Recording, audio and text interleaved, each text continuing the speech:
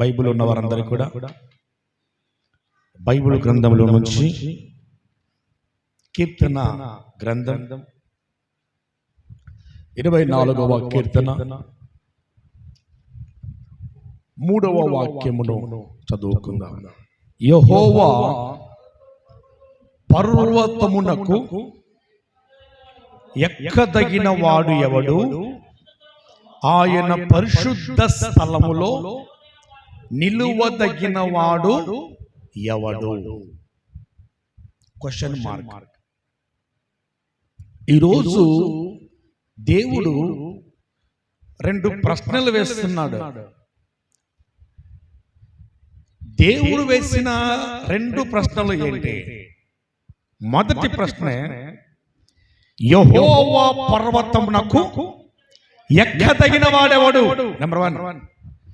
రెండవ ప్రశ్న, ఆయన పరిశుద్ధ స్థలములో నిలువదగిన వాడు ఎవడు? మొదటిగా కీర్తన గ్రంథములో, జాగ్రత్తగా నోట్ చేసుకోండి, కీర్తన గ్రంథములో మొత్తము కూడా 50 ప్రశ్నలు ఉన్నాయి. మొదటి కీర్తన మొదలుకొని 150వ కీర్తన వరకు కీర్తన అన్నిటిలో కూడా మొత్తం కూడా ఎన్ని ప్రశ్నలు ఉన్నాయి అంటే 50 ప్రశ్నలు ఉన్నాయి. ఈ 50 ప్రశ్నలలో మొదటి ప్రశ్న ఏంటంటే 2వ కీర్తన మొదటి వాక్యంలో ఉంది. మొదటి ప్రశ్న చదువుతా. అన్ని జనులు ఎలా అల్లరి రేగుచున్నారు. చివరి ప్రశ్నే 147వ కీర్తన 17వ వాక్యం ధ్యానించగలిగితే, ముఖముఖలుగా వడగండ్లను విసరువాడు ఆయనే, ఆయన పుట్టించు చలికి ఎవరు నిలవగలరు? చివరి ప్రశ్న. Praise the lord. మొదటి ప్రశ్న ఏంటంటే అన్ని జనులు ఎలా అల్లరి చేయుచున్నారు. చివరి ప్రశ్న, ఆయన పుట్టించు చలికి ఎవడు నిలవగలడు? మరి మనం చదువుకున్నటువంటి 24వ కీర్తన 3వ వాక్యము కీర్తన గ్రంథంలోకెల్లా 20వ ప్రశ్న. ఏంటి ఆ 20వ ప్రశ్న అంటే, యెహోవా పర్వతమునకు ఎక్కదగిన వాడు ఎవడు? యెహోవా పర్వతము అనగా పరిశుద్ధ పర్వతమైనటువంటి, పరిశుద్ధ పట్టణమైనటువంటి పరలోక రాజ్యమే దేవుని యొక్క పర్వతము. Praise the lord. ఆ పర్వతం మీద ఆయన ఆసీనుడై ఉన్నాడు కనుక ఆ పరిశుద్ధ పర్వతమైనటువంటి, ఆ యొక్క సియోను పర్వతమైనటువంటి పరలోక పట్టణములో ఎక్కదగిన వాడు ఎవడు? రెండవదిగా ఆయన యొక్క పరిశుద్ధ స్థలములలో నిలవదగిన వాడు ఎవడు? ఆ పట్టణమును ఎక్కి ఆ పట్టణములో ప్రవేశించి ఆ పట్టణములో పరిశుద్ధమైనటువంటి పరిశుద్ధ స్థలములో ఎవరు నిలబడతారు? ఆయన రాకడ ఎప్పుడో, మన పోకడ ఎప్పుడో తెలియదు. అవునా? ఆయన రాకడ ఎప్పుడో, మన పోకడ ఎప్పుడో తెలియదు. మనిషి గురించి, మనిషి యొక్క జీవితం గురించి, మనిషి యొక్క మరణం గురించి బైబిల్ గ్రంథంలో ఏమని రాసిందంటే 89వ కీర్తన 48వ వాక్యంలో చక్కగా రాసి ఉంది ఒక మాట. ఎననము చూడక బ్రతుకు నరుడు ఎవడు? పాతాళ యొక్క వశము కాకుండా తన్ను తాను తప్పించుకొనగలవాడు ఎవరు? ఒక ప్రశ్నను దేవుడు వేస్తూ ఉన్నాడు. దేవుడు వేస్తున్న ప్రశ్న ముందు నీ దగ్గర సమాధానం ఉందా? మొదటి ప్రశ్న ఏంటో తెలుసా? మరణమును చూడక బ్రతుకు నరుడు ఎవరు? రెండవదిగా పాతాళం యొక్క వశము కాకుండా తన్ను తాను తప్పించుకొనగలిగినటువంటి వాడెవడు? దేవుడు మాట్లాడుతున్నాడు. ఆయన రాకడ ఎప్పుడో తెలీదు. ఈ మనిషి ఈ యొక్క తుచ్చమైనటువంటి యొక్క శరీరాన్ని విడిచి, ఈ మట్టి దేహాన్ని విడిచి ఎప్పుడు పోతాడో తెలియదు కనుక మరొక మాటలో అంటున్నాడు. కీర్తన 90వ కీర్తన 3వ వాక్యములో ఏమని ఉంటుందంటే, నీవు మనుష్యులను మంటికి మార్చుచున్నావు, నరులారా తిరిగి రండని సెలవిచ్చుచున్నావు, మంటికి మార్చుచున్నావు మనుషులను. నరులారా తిరిగి రమ్మని పిలుస్తా ఉన్నావు. తర్వాత అదే ప్రసంగి గ్రంథము 12వ అధ్యాయము 7వ వాక్యంలో దేవుడు మాట్లాడతాడు, మన్నైనది వెనుకటి వలనే మన్నైపోవును, మరల భూమికి చేరును, ఆత్మ దాన్ని దయచేసిన దేవుని యొద్దకు మరలా చేరును అని మాట్లాడుతున్నాడు. ఆ తర్వాత చివరిగా మాట్లాడుతున్నాడు ప్రసంగి 4:2లో దేవుడు మాట్లాడుతున్నాడు, కాబట్టి ఇంకను బ్రతుకుచున్న వారి కంటే ఇంతకు ముందు కాలము చేసిన వారే ధన్యులను కొంటిని. జ్ఞాని మాట్లాడుతున్నాడు. ఏమో తెలుసా, ఇంకను బ్రతుకుచున్న వారి కంటే ఇంతకు ముందు చనిపోయిన వారే ధన్యులని అనుకుంటుని. మరణం గురించి దేవుడు ఎందుకు రాయించాడంటే, మనము మరణించక ముందు ఒక హోదాను సంపాదించాలి. ఏం సంపాదించాలి?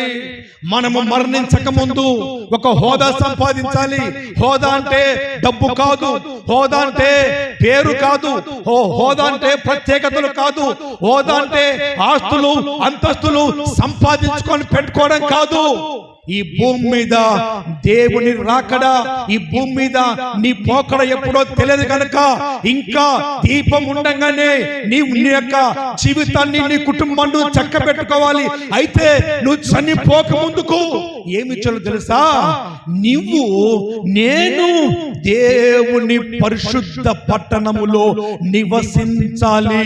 నా కుమారుడా ఇక్కడికి ఎక్కి రమ్ము అని చెప్పంగానే ఆయన రెప్పపాటున ఒక్కసారి రమ్మోని ఒక్క బూరధ్వని ఊదంగానే, ఆయన పిలవంగానే ఆయన దగ్గరికి ఎక్కిపోయేటువంటి మనస్సును సంపాదించుకొని పెట్టుకోవాలి. ప్రైజ్ అల్లాహ్, హల్లెలూయా. ఆయన పరిశుద్ధ స్థలములలో నిలబడాలంటే కావలసినటువంటి అర్హత ఏంటి? ఇంతవరకు నేను చెప్పినటువంటి మాట దేని గురించి చెప్పానంటే, మనిషి యొక్క జీవితం ఏంటి? త్రాసు మీద తేలాడుతున్నటువంటి ఒక తూనిగ లాంటి జీవితం మనిషిదే. నీటి మీద బుగ్గ లాంటి మనిషి జీవితం. ఎప్పుడు పగిలిపోతుందో, ఎప్పుడు అది నిలుస్తుందో తెలియదు. దీపం ఉండగానే నిన్ను నువ్వు చక్కపరుచుకోవాలి. దీపం ఉండగానే, ఈ ఆయుష్ ఉండగానే ఈ ఆత్మను ప్రభులో పదిలపరుచుకొని ఏం తెలుసా? పరిశుద్ధ పట్టణమైనటువంటి సియోను పురమునకు సిద్ధపడడానికి నీ ఆత్మను సిద్ధము చేయాలి. మొదటిగా ఆత్మను సిద్ధము చేయాలి. బైబిల్ గ్రంథంలో పరిశుద్ధ స్థలములో నిలబడినటువంటి 5 వ్యక్తులు దేని కొరకు వారు నిలబడ్డారు? నెంబర్ 1, ఆది కాండము 18వ అధ్యాయము 22వ వాక్యమును మనం ధ్యానం చేసుకుందాం. ఆ మనుషులు అక్కడి నుండి తిరిగి సొదొమ వైపుగా వెళ్ళిరి. అబ్రహాము ఇంకా యెహోవా సన్నిధిని నిలుచుండెను. హల్లెలూయా. మొదటిగా దేవుడి సన్నిధానములో నిలబడినటువంటి, పరిశుద్ధ స్థలములో నిలబడినటువంటి వ్యక్తి ఎవరు అని మనం చూడగలిగితే అబ్రహాము మొదటిగా నిలబడిన వ్యక్తి. దేని కొరకు అబ్రహాము నిలబడ్డాడు అంటే, ఆ పై వాక్యాలు మీరు ఇంటికి పోయినాక చదువుకోండి. దేని కొరకు దేవుని సన్నిధానంలో అబ్రహాము నిలబడాడంటే ప్రార్థన చేయుటకు. అనండి ఒకసారి, ప్రార్థన చేయుటకు. మొదటి వ్యక్తి ఎవరు? దేని కొరకు? ప్రార్థన చేయటానికి. సొదొమ గొమొర్రా పట్టణాన్ని నాశనము చేస్తాను అని దేవుడు మాట్లాడినప్పుడు, ఈ పట్టణాన్ని నేను నాశనం చేస్తాను, అగ్ని గంధకం చేత నాశనం చేస్తాను అని దేవుడు మాట్లాడినప్పుడు, అక్కడ సొదొమ గొమొర్రా పట్టణంలో ఎవరున్నారో తెలుసా? అబ్రహాము కుమారుడు అయినటువంటి లోతు సొదొమ గొమొర్రా పట్టణములో ఉన్నాడు. దేవుడు అక్కడ రాయబడిన మాట ఏంటంటే, దేవుడు చేయతలచిన కార్యమును నా స్నేహితుడైన అబ్రహామునకు తెలియక ఉండునా అనేసి అంటాడు. అబ్రహామును దేవుడు ఏమని పిలిచాడంటే స్నేహితుడిగా పిలిచాడు. అనండి మాట, అబ్రహామును దేవుడు స్నేహితుడిగా పిలిచెను. హల్లెలూయా. ఏమని పిలిచాడు? స్నేహితుడిగా పిలిచాడు. నీవు నీ జీవితంలో గత మాసమంతా ఎవరితో స్నేహం చేసేవో నాకు అవసరం లేదు, అయితే ఈ మాసములో నీవు దేవుడితో స్నేహం చేయాలి. హల్లెలూయా. నువ్వు దేవుడితో స్నేహం చేయటానికి పరిశుద్ధ స్థలములో నిలబడి ఉండాలి. హల్లెలూయా. అబ్రహాము దేవుడితో స్నేహం చేశాడు కనుక దేవుడు అబ్రహామును స్నేహితుడిగా పిలిచి తాను తలచిన కార్యమును అబ్రహామునకు చెబుతూ ఉన్నాడు. అబ్రహాం, ఆ పట్టణాన్ని నేను నాశనం చేయబోతున్నాను. ఆ పట్టణములో ఉన్నటువంటి తన వారి కొరకు అబ్రహాము దేవుడి సన్నిధానములో నిలబడ్డాడు. దేవునికి స్తోత్రం కలుగును గాక. నిలబడ్డాడు. నిలబడి కన్నీరు కార్చి, అయ్యా యెహోవా నా దేవా, ఆ యొక్క సొదొమ గొమొర్రా పట్టణములో 50 మంది ఉంటే ఆ 50 మంది నిమిత్తమును ఆ పట్టణాన్ని నాశనం చేయకుండా ఉందువా? దేవుడు అంటాడు, నాశనం చేయకుండా ఉంటానయ్యా అంటాడు. అయ్యా ఆ పట్టణంలో 30 మంది ఉంటే ఆ 30 మంది నిమిత్తమై ఆ పట్టణాన్ని నాశనం చేయకుండా ఉంటావా? అబ్రహాం, నువ్వు నా స్నేహితుడు కనుక నీ మాటను బట్టి నేను చెబుతున్నాను. 30 మంది ఉంటే ఆ 30 మందిని బట్టి నేను ఆ పట్టణాన్ని నాశనం చేయను అంటాడు. చివరిగా అబ్రహాం అంటాడు, అయ్యా బూడిదను దుమ్మును యెహోవాతో మాట్లాడా తెగించి ఉన్నానయ్యా. ఒక మనిషి దేవుడి సన్నిధానంలో ఎంతలా తగ్గించుకున్నాడంటే, చూసారా? ఎవరి కొరకు తెలుసా? తన వారి కొరకు, తన కుటుంబం కొరకు, తన వారి కొరకు ఎంతలా తగ్గించుకున్నాడంటే, దుమ్మునయ్యా, ధూళినయ్యా, బూడిదనయ్యా. అయితే దేవుడితో యెహోవాతో మాట్లాడా ఏం చేశాను? తెగించి ఉన్నాను. ఆమేన్, హల్లెలూయా. ఈ మాటలు, ఈ వాక్యము చదువుతుంటే నా కంట వెంబడి కన్నీరు వచ్చింది. ఎందుకంటే అంత ఆస్తిమంతుడు, అంత ఐశ్వర్యవంతుడు, గొర్రెలను గొడ్లను దాసీలను ఒక కోటీశ్వరుడు దేవుడి సన్నిధానంలో ఒక దీనుడై, నేను దుమ్మునయ్యా అని దుమ్ములో కూర్చొని, నేను బూడిదయ్యా అని బూడిద తలపైన వేసుకొని, నేను నీతో మాట్లాడ తెగించి ఉన్నానయ్యా. ఎవరి కొరకు తెలుసా? మాట విననటువంటి తన అన్న కుమారుడు అయినటువంటి లోతు కొరకు. హల్లెలూయా, హల్లెలూయా. మాట వినని కుటుంబం కొరకు, మాట వినని వ్యక్తుల కొరకు, మాట వినని మనుషుల కొరకు నీవు దేవుడి సన్నిధానంలో నిలబడి మాట్లాడ తెగించినప్పుడు దేవుడు నీ ప్రార్థన విని వారిని బట్టి ఆ కుటుంబం మీదకి వస్తూ ఉన్నటువంటి ప్రతి విధమైనటువంటి శాపాన్ని ఆయన అరికట్టడానికి సిద్ధము కలిగిన దేవుడు. హల్లెలూయా. 10 మంది ఉంటే 10 మంది నిమిత్తమై నువ్వు ఆ దేశాన్ని నాశనం చేయవా? ఆ పట్టణాన్ని?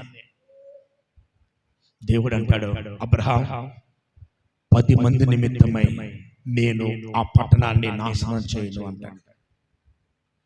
10 మంది కూడా లేరు. చివరిగా మోకాళ్ళ మీద సాష్టాంగపడి నమస్కారం చేసి కన్నీళ్లతో, హృదయమంతా బరువెక్కిన గుండెతో కన్నీరు కారుస్తూ, అయ్యా ఆ పట్టణములో 5 మంది ఉంటే 5 మంది నిమిత్తమై ఆ పట్టణాన్ని నాశనం చేయకుండా ఉంటావా? ఆ పట్టణాన్ని నాశనం చేయకుండా ఉంటావా అన్నప్పుడు అబ్రహాముతో దేవుడు ఒక్క మాట కూడా చెప్పకుండా అక్కడి నుంచి బయలుదేరతాడు. కారణం ఏంటో తెలుసా?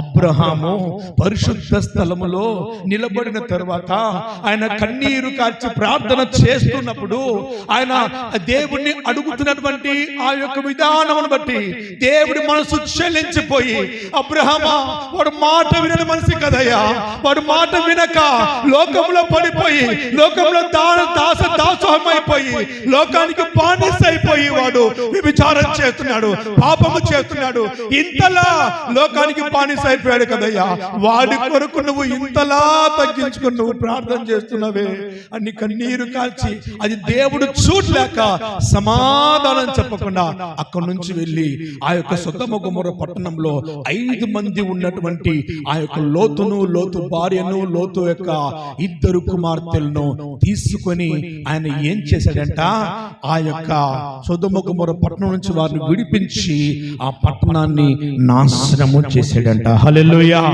హల్లెలూయా. నీవు పరిశుద్ధ స్థలంలో నిలబడాలి. దేని కొరకు తెలుసా? పరిశుద్ధ స్థలంలో నిలబడి, దేవా నన్ను ఆశీర్వించయ్యా, నన్ను దీవించయ్యా, నన్ను గొప్ప చెయ్యా, నా కుటుంబాన్ని ఆశీర్వించయ్యా కాదు కాదు.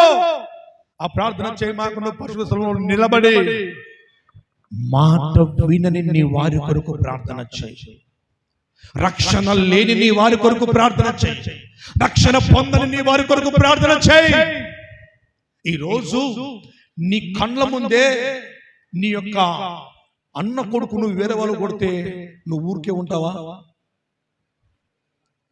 కొడతామా? మరేం చేస్తాం? విడిపించడానికి, విడిపించడానికి ప్రయత్నం చేస్తాం. వాళ్ళు గొప్పవాళ్ళు అయితే కనీసం వాళ్ళ కాళ్ళు పట్టుకుని, అన్నా క్షమించన్నా, వాడిని బట్టి నేను అడుగుతున్నా కదన్నా, వదిలే అన్నా అంటామా? మరి నీవేమో రక్షించబడి పరలోకానికి వెళ్తావు, దేవుని సన్నిధానంలో ఆశీర్వాదం పొందుకొని పరలోకానికి వెళ్తావు.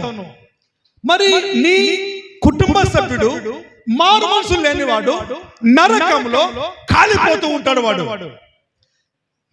మంట ఆరదు, కొరికే పురుగు చావదు, దాహము దాహమని గట్టి గట్టి కేకలేస్తుంటాడు. అయ్యా దాహము, అన్నా దాహము, ఇదిగో పైన ఎవరున్నారు? నా బాబాయ్ ఉన్నాడు, పైన నా అన్న ఉన్నాడు, పైన నా తమ్ముడు ఉన్నాడు. తమ్ముడు ఒక్కసారి నాకు దాహము తీర్చవా అని అడుగుతుంటాడు, కాలిపోతుంటాడు. నువ్వేం చేస్తావు? అప్పుడు రక్షిస్తావా? ఏం చేస్తావు? అబ్రహాం అంటాడు ధనవంతుడితో, ధనవంతుడా, నీకును మాకును మహాగాధము అడ్డుగా ఉన్నది. చప్పట్లు కొట్టి దేవుని మహిమపరచు. మేము ఏమి కూడా చేయలేము, నీకును మాకును మహాగాధం ఉన్నది. లాజరు యొక్క కొన వేరు నుంచి నీళ్లు పోయడానికి కూడా మాకు అవకాశం లేదు. ఆ విధంగా అబ్రహాము దేవుడి సన్నిధానంలో, పరిశుద్ధ సన్నిధానంలో నిలబడ్డానికి గల కారణం ఏంటంటే, ఏ విధము చేతనైనను నా అన్న కొడుకు నశించిపోవుట అబ్రహాముకు ఇష్టము లేదు. హల్లెలూయా. అబ్రహాముకు తన అన్న కుమారుడైనటువంటి లోతు నశించిపోవుట ఇష్టము లేదు కనుక దేవుడి సన్నిధానంలో లోతు కొరకు దుమ్ముగా మారిపోయాడు, ధూళిగా మారిపోయాడు. ప్రభు సన్నిధానంలో అలాగా నిలబడిపోయాడు అబ్రహాము. ఈ వాక్యం ఉంటున్న ప్రియ దేవులారా, పరిశుద్ధ స్థలములో నిలబడదగిన వాడు ఎవడు అని దేవుడు నిన్ను క్వశ్చన్ వేస్తా ఉన్నాడు. నీవు నిలబడగలవా? అబ్రహాము నిలబడ్డాడు. దేని కొరకు తెలుసా? పాపి అయినటువంటి కుటుంబాన్ని రక్షించడానికి. పాపములో నశించిపోతున్నటువంటి వారిని ప్రభు చెంతకు అయ్యా రక్షించయ్యా అనేసి ప్రభు పాదాలు పట్టుకొని అడిగాడు. నీవు నీ వారి కొరకు ప్రభు సన్నిధానంలో పాదాలు పట్టుకొని అడగడానికి సిద్ధమేనా? మొదటిగా అబ్రహాము నిలబడ్డాడు. రెండవదిగా ఎవరు నిలబడ్డారో చూద్దాం. నిర్గమకాండం 3వ అధ్యాయము 5వ వాక్యమును ధ్యానించండి. 3:5 నిర్గమ 3:5. అందుకు ఆయన దగ్గరకు రావద్దు, నీ పాదముల నుండి నీ చెప్పును విడువుము, నీవు నిలుచున్న స్థలము పరిశుద్ధ ప్రదేశము. హల్లెలూయా. అందుకు దేవుడు మోషేతో చెబుతున్నాడు, మోసే దగ్గరకు రావద్దు, నీ కాళ్ళలో ఉన్నటువంటి చెప్పులను విడువుము. ఇది ఏ స్థలమో తెలుసా? పరిశుద్ధ స్థలము. మోసేను దేవుడు పిలిచినప్పుడు మోసే వయస్సు ఎంతో తెలుసా? 80 సంవత్సరాల వయస్సు. మోసే మొత్తం కూడా బ్రతికినటువంటి సంవత్సరాలు ఎన్నంటే 120 సంవత్సరాలు మోసే బ్రతికాడు. 120 సంవత్సరాలను 3 భాగాలుగా చేయండి, ఎన్నెన్ని వస్తాయి చెప్పండి. మీరు నిజంగా ఎటువంటి వ్యాపారం చేస్తున్నారో ఇప్పుడు నేను కనుక్కుంటాను. ఎంత లాభం చేస్తున్నారు, ఎంత లాస్ చేస్తున్నారు, నష్టం చేస్తున్నారు. 120ని 3 భాగాలుగా చేయండి చెప్పండి. 4 ముళ్ళ. మోసే జీవితము 120 సంవత్సరాలని ఎన్ని సంవత్సరాలుగా మనం మార్చాము? 3 భాగాలుగా చేస్తే మొదటి 3 భాగాలు, మొదటి 40 సంవత్సరాలు ఎలా బ్రతికాడంటే రాజకుమారుడిగా బ్రతికాడు. హల్లెలూయా. ఫరో కుమార్తె యొక్క కుమారుడిగా బ్రతికాడు, రాజకుమారుడిగా బ్రతికాడు. అప్పుడు మోసే అనుకున్నాడు, నేను ఒక సంథింగ్ అనుకున్నాడు, నేను ఒక రాకుమారుణ్ణి, నాలో ఏదో ఉంది అనుకున్నాడు. హత్య చేశాడు, అక్కడి నుంచి పారిపోయాడు. ఆ తర్వాత మిగిలినటువంటి 40 సంవత్సరాలు ఎలా బ్రతికాడో తెలుసా? అరణ్యములో, ఎడారిలో వెలుతురుంది, కానీ ఎడారిలో వెలుతురు ఉన్నా ఏమన్నా లాభమా? అడవిలో పుష్పమున్నా లాభమా? లేదు. అప్పుడు అనుకున్నాడు, నథింగ్, నా జీవితం అంతా కూడా ఏమీ లేదు, నేను అంత నష్టపోయాను అనుకున్నాడు. ఆఖరికి రాజకుమారుడిగా రాజ్య భోగాన్ని అనుభవించిన వాడు అరణ్యములో, ఎడారి లోయలో ఎలా బ్రతుకుతాడు తెలుసా? ఏకాకిగా బ్రతుకుతూ ఉన్నాడు, ఎవ్వరు లేని వాడిగా బ్రతుకుతూ ఉన్నాడు, ఏమి లేని వాడిగా గొర్రెలు కాసుకుంటూ బ్రతుకుతూ ఉన్నాడు. ఎక్కడి నుంచి ఎక్కడికి పడిపోయింది ఆయన యొక్క గ్రాఫ్? 40 సంవత్సరాలు అరణ్యములో, ఎడారిలో ఎలా బ్రతికాడంటే గొర్రెల కాపరిగా బ్రతికాడు. గమనించబెట్టారా? మొదటిగా అనుకున్నాడు, నేనే అనుకున్నాడు 40 సంవత్సరాలు. ఆ తర్వాత నాలో ఏమీ లేదంటున్నాడు. తర్వాత ఎప్పుడైతే 80 సంవత్సరాల వయస్సులో దేవుడి సన్నిధానములో పరిశుద్ధ స్థలములో నిలబడగలిగాడో దేవుడు మోషే యొక్క చరిత్రను మార్చివేశాడు. హల్లెలూయా, హల్లెలూయా. మోషే 120 సంవత్సరాల వయస్సులో అనుకున్నాడు, మొదటి 40 సంవత్సరాలు సంథింగ్ అనుకున్నాడు. ఆ తర్వాత రెండవ 40 సంవత్సరాలు నథింగ్ అనుకున్నాడు. తర్వాత మిగిలినటువంటి 40 సంవత్సరంలో గాడ్ ఈజ్ ఎవ్రీథింగ్ అంటున్నాడు. దేవుడే సమస్తమునకు ఆధారభూతుడు అనుకున్నాడు. దేవుడు లేనిది ఏది లేదు అనుకున్నాడు. మోసే 40 సంవత్సరాల వయసులో ఏ కళ అయితే కన్నాడో, ఏ ప్రజలనైతే శాసించాలి అనుకున్నాడో, ఏ ప్రజలనైతే నేను రాజుగా వారిని ఏలాలి, రాజుగా వారిని నేను దేవుడి మాటలు వారికి బోధించాలి, వారిని నడిపించాలి అనుకున్నాడు. మిగిలినటువంటి 40 సంవత్సరములు అనగా 80వ సంవత్సరంలో ప్రభు సన్నిధానములో ఎప్పుడైతే పరిశుద్ధ స్థలములో నిలబడ్డాడో, దేవుని ప్రజలైనటువంటి ఇశ్రాయేలు దగ్గరగా 28 లక్షల కాల్బలం ఉన్నటువంటి ఇశ్రాయేలు ప్రజలకు ఒక్కడే నాయకుడు, ఆయనే మోసే. హల్లెలూయా. దేవుడి సన్నిధానములో నీవు పరిశుద్ధ స్థలములో నిలబడగలిగితే ఒక్క రాత్రిలో నీ చరిత్రను దేవుడు మార్చేయగలడు. ఆమేన్. అబ్రహాము ప్రభు సన్నిధానములో నిలబడ్డాడు. దేని కొరకు? ప్రార్థన చేయటానికి. ఈ మాట అందరూ కూడా పలుకుదాం. మోసే దేవుని సన్నిధానములో పరిశుద్ధ స్థలములో నిలబడ్డాడు. దేని కొరకంటే రక్షించడానికి. హల్లెలూయా. రెండవదిగా పరిశుద్ధ స్థలములో నిలబడిన రెండవ వ్యక్తి ఎవరు? మోసే. మూడవ వ్యక్తి ఎవరు మనం చూద్దాం ఒకసారి.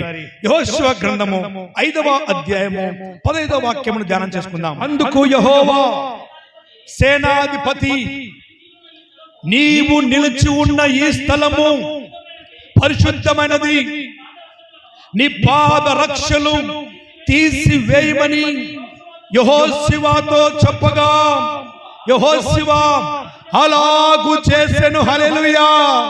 మూడవదిగా యెహోవా పరిశుద్ధ స్థలములో నిలబడిన వ్యక్తి ఎవరంటే యెహోషువ. Praise the lord. యెహోషువ పరిశుద్ధ స్థలములో నిలబడ్డాడు. నిలబడిన తర్వాత యెహోషువతో దేవుడు మాట్లాడుతున్నాడు, నీవు నిలబడి ఉన్న స్థలము పరిశుద్ధ స్థలం కనుక నీ పాద రక్షలు తీసివేయి, నీ పాదంలో చెప్పులు తీసేయి. ఎందుకు? దేవుడి నామం పేరిట నువ్వు ఎక్కడ నిలబడినా కూడా అది పరిశుద్ధ స్థలమే. హల్లెలూయా. ఆ స్థలంలో చెప్పులు వేసుకొని ఆరాధన చేయకూడదు, చెప్పులు వేసుకొని పాటలు పాడకూడదు, చెప్పులు వేసుకొని వాక్యం చెప్పకూడదు, చెప్పులు వేసుకొని ఇంకా ఏదెన్నో చేయకూడదు. ఈరోజు చాలా మంది చెప్పులు వేసుకొని అవి వేసుకొని ఇవి వేసుకొని ఏమంటే, ఇదిగో మరి దేవుడు పేతురు గారికి చెప్పినాడు కదా చెప్పులు వేసుకో అని. ఎక్కడ చెప్పినాడు పేతురుకి దేవుడు? ఎక్కడ చెప్పినాడు? జైల్లో చెప్పినాడు. నువ్వు జైల్లో పడినావా? చెప్పు, జైల్లో పడు, చెప్పులు వేసుకుంటారు, చెప్పులు వేసుకోమని చెప్పి చెప్తారు. హల్లెలూయా. ఎందుకు వేసుకోమన్నాడు? ఆయన చెప్పులు దేవదూతలు లేచి నాయన పోదాం రా అని చెప్పేసి అన్నప్పుడు చెప్పులు మర్చిపోయినాడు ఈయన. ఏమయ్యా, నేను మీ ఇంటికి వస్తాను ప్రార్థన చేయడానికి. వచ్చినప్పుడు మీరేం చేస్తారు? నేను చెప్పులు వేసుకున్నా డైరెక్ట్గా వెళ్ళిపోతుంటా. మీరేమంటారు? అయ్యా అయ్యా చెప్పులు మర్చిపోయినావయ్యా, వేసుకొని అంటారా? పేతురు గారికి దేవదూత కూడా అలాగే చెప్పింది. దీన్ని ఈ మహాబోధకులు ఏం చేస్తారంటే, చెప్పులు వేసుకోమన్నాడు కనుక మేము చెప్పులు వేసుకుంటాం. నువ్వు చెప్పులు వేసుకోవాలనుకుంటే ఎక్కడికి వెళ్ళాలి? జైలుకి వెళ్ళాలి. పక్క కన్ఫామ్, పక్క కన్ఫామ్. మరొక ఆయన అంటాడు ఏమనంటే, స్టేజ్ మీద మేకులు గుచ్చుకుంటాయంట. ఏ కీబోర్డులు వాయించే వాళ్ళకి గుచ్చుకోవా మేకులు? ఆడ పంజెతో గుచ్చుకోవా? నీకు ఒక్కనిగా గుచ్చుకుంటాయా? చెప్పు. మరి భోజనం చేసేటప్పుడు, ఇంట్లో ఉండేటప్పుడు, డైనింగ్ టేబుల్ మీద కూర్చున్నప్పుడు చెప్పులు వేసుకొని భోజనం చేయవే అంటే నీ ఇంట్లో అంత పరిశుద్ధ స్థలము, ఇక్కడ వేసినటువంటి స్టేజ్ వేదికనేమో అంత అపవిత్రమా? చెప్పండి. ఆ చెప్పుల చేత ఎక్కడికెక్కడికో తిరిగేసింటాడు. ఆ కారులో తిరిగింటాడు, బాత్రూమ్ పోయి ఉంటాడు, అక్కడికి పోయి ఉంటాడు, ఇక్కడ పోయి ఉంటాడు, అంతా తిరిగి వచ్చి మళ్ళీ వేదిక మీదకి వచ్చేసి వెంటనే స్తోత్రం ప్రభువా అంటాడు. కొంతమంది ఏం చేస్తారు తెలుసా? అదే స్తోత్రాలు ప్రభు అన్నప్పుడు ఇదిగో మాయ చూడు గొప్పది గొప్పది. మరొక ఆయన అన్నాడు, అయ్యా దేవుడు కోరుకున్నది హృదయాన్ని దేవుడు కోరుకున్నది కనుక హృదయంలో భక్తి ఉంటే చాలు అనేసి అన్నాడు. అప్పుడు నేను అన్నాను, హృదయంలో భక్తి చేసుకోలేసే అన్నప్పుడు మైక్ తీసి పక్క పడి ఇంట్లో కూర్చొని హృదయంలో చేసుకో భక్తి. మైక్ తీసుకొని వేదిక మీద వచ్చి చెప్ప భక్తి గురించి. గమనించబెట్టారా? యెహోషువ దేని కొరకు నిలబడ్డాడు అంటే పరిచర్య చేయటానికి ప్రభు సన్నిధానములో నిలబడ్డాడు. Praise the Lord. హల్లెలూయా. నాలుగో వ్యక్తి ఎవరంటే చూద్దాం. మొదటి రాజుల గ్రంథము 17వ అధ్యాయం 1వ వాక్యం ధ్యానించండి. ఈ నాలుగో వ్యక్తి ఎవరంటే ఏలియా. దేని కొరకు నిలబడ్డాడంటే దేవుని ప్రత్యక్షత కొరకు నిలబడ్డాడు. Praise the lord. ప్రభు పరిశుద్ధ సన్నిధానములో నిలవదగిన వాడు ఎవరు అన్నప్పుడు నలుగురు వ్యక్తులను నేను మీకు పరిచయం చేశాను. మొదటి వ్యక్తి అబ్రహాం. దేని కొరకు నిలబడ్డాడు తెలుసా? చెప్పాలి, ప్రార్థన కొరకు. రెండో వ్యక్తి ఎవరు? మోషే దేని కొరకు? నశించిపోతున్న ప్రజలను రక్షించుట కొరకు. మూడో వ్యక్తి ఎవరు? యెహోషువ, పరిచర్య చేయడానికి నిలబడ్డాడు. నాలుగో వ్యక్తి ఎవరు? ఏలియా. దేని కొరకు నిలబడ్డాడంటే దేవుని యొక్క సన్నిధానములో ప్రత్యక్షత కొరకు నిలబడ్డాడు. ఐదో వ్యక్తి ఎవరంటే 2వ రాజుల గ్రంథము 3వ అధ్యాయం 14వ వాక్యం మనం ధ్యానం చేసుకుందాం. 2వ రాజులు 3:14. ఏలియా ఇట్లనెను, ఎవని సన్నిధిని నేను నిలబడి ఉన్నానో ఇశ్రాయేలు దేవుడైన యెహోవా జీవము తోడు. హల్లెలూయా. నా ఐదో వ్యక్తి ఎవరంటే ఎలీషా. దేని కొరకు నిలబడ్డాడంటే త్యాగము చేయడానికి నిలబడ్డాడు. 12 అరకలు 12 ఎకరములు తోలుతున్నటువంటి ఆ యొక్క ఎద్దులను దైవజనటువంటి ఏలియా ఒక్కసారి ఇలాగ ఆయన మీద దుప్పటి వేయంగానే ఆ ఎద్దులను, ఆ పొలమును, ఆ సిరి సంపదను మొత్తాన్ని కూడా దేవుని కొరకు విడిచిపెట్టి త్యాగం చేసి పరిగెత్తుకుంటూ వచ్చి ఏలియాను వెంబడించాడు. యెహోవా సన్నిధానములో నిలబడ్డాడు. హల్లెలూయా. ఐదో వ్యక్తి ఎలీషా. దేని కొరకు నిలబడ్డాడు? త్యాగము చేశాడు. ఈ రోజు నువ్వు దేవుని కొరకు ఏం త్యాగం చేస్తా ఉన్నావు? ఈ రోజు దేవుని కొరకు నువ్వు ఏం త్యాగం చేస్తున్నావు? యేసుక్రీస్తు నీ కొరకు, నా కొరకు సమస్తము త్యాగం చేశాడు. ఇదిగో ఆయన వస్త్రాన్ని త్యాగం చేశాడు, సైనికులకు ఇచ్చాడు. ఆయన యొక్క రక్తాన్ని త్యాగం చేశాడు, పాపుల కొరకు అర్పించాడు. ఆయన తల్లిని త్యాగం చేశాడు, శిష్యునికి ఇచ్చేసాడు. ఆ తర్వాత ఆయన ఆత్మను త్యాగం చేశాడు, తండ్రికి ఇచ్చేసాడు. ఆయన శరీరాన్ని త్యాగం చేశాడు, అరిమత్త యోసేపుకు ఇచ్చేసాడు. సమస్తాన్ని కూడా ఆయన త్యాగం చేశాడు. యేసయ్య. ఈ వాక్యం ఉంటున్న ప్రియ దేవుని బిడ్డలారా, యేసు కొరకు నువ్వు ఏమి త్యాగం చేస్తా ఉన్నావు? దేవుని కొరకు నువ్వు ఏం త్యాగం చేస్తున్నావు? నీ సమయాన్ని త్యాగం చేస్తున్నావా? నీ ధనమును త్యాగం చేస్తున్నావా? నీ ఘనతను త్యాగం చేస్తున్నావా? నీ పేరును త్యాగం చేస్తున్నావా? దేవుని కొరకు దేన్ని త్యాగం చేస్తా ఉన్నావు? దేవుని సన్నిధానంలో నిలబడినటువంటి అబ్రహాము ప్రార్థన చేయడానికి నిలబడ్డాడు. దేవుని సన్నిధానంలో నిలబడినటువంటి మోసే రక్షించుటకు నిలబడ్డాడు. దేవుని సన్నిధానంలో నిలబడినటువంటి యెహోషువ పరిచరించడానికి నిలబడ్డాడు. దేవుని సన్నిధానంలో నిలబడినటువంటి ఏలియా దేవుని ప్రత్యక్షత కొరకు రాజులతో పోరాడేందుకు నిలబడ్డాడు. దేవుడి సన్నిధానంలో, పరిశుద్ధ సన్నిధానంలో నిలబడినటువంటి ఎలీషా త్యాగము చేయడానికి నిలబడ్డాడు.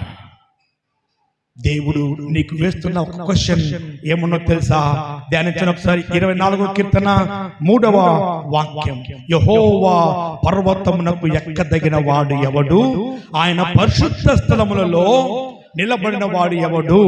నీ నుంచి దేవుడు కోరుకున్నది ఒక్కటే. 4వ వాక్యంలో, వ్యర్థమైన దాని యందు మనసు పెట్టకయు, కపటముగా ప్రమాణము చేయకయు, నిర్దోషమైన చేతులను, శుద్ధమైన హృదయం కలిగి ఉండాలని దేవుడు కోరుకుంటున్నాడు. ఈ 4 నీ జీవితంలో దేవుడు కోరుకుంటున్నాడు. పరిశుద్ధ స్థలంలో నిలబడాలంటే వ్యర్థమైన దాని యందు మనసు పెట్టకుండా, కపటముగా ప్రమాణము చేయకుండా, శుద్ధమైన హృదయాన్ని కలిగి, పరిశుభ్రమైన నిర్దోషమైనటువంటి చేతులు కలిగి నువ్వు జీవించినప్పుడే అబ్రహాము వలె పరిశుద్ధ స్థలములో ప్రార్థన చేస్తావు. మోషే వలె నీ వారిని రక్షించుకుంటావు. తర్వాత యెహోషువ వలె దైవ సన్నిధానంలో పరిచర్య చేస్తావు. ఏలియా వలె దేవుని ప్రత్యక్షత చూస్తావు. ఎలీషా వలె సమస్తాన్ని కూడా త్యాగం చేస్తావు. యేసు వలె సమస్తాన్ని కూడా అర్పించుటకు నువ్వు సిద్ధపడతావు. అట్టి కృపాశీర్వాదం దేవుడు నీకు అనుగ్రహించును గాక. ఆమేన్.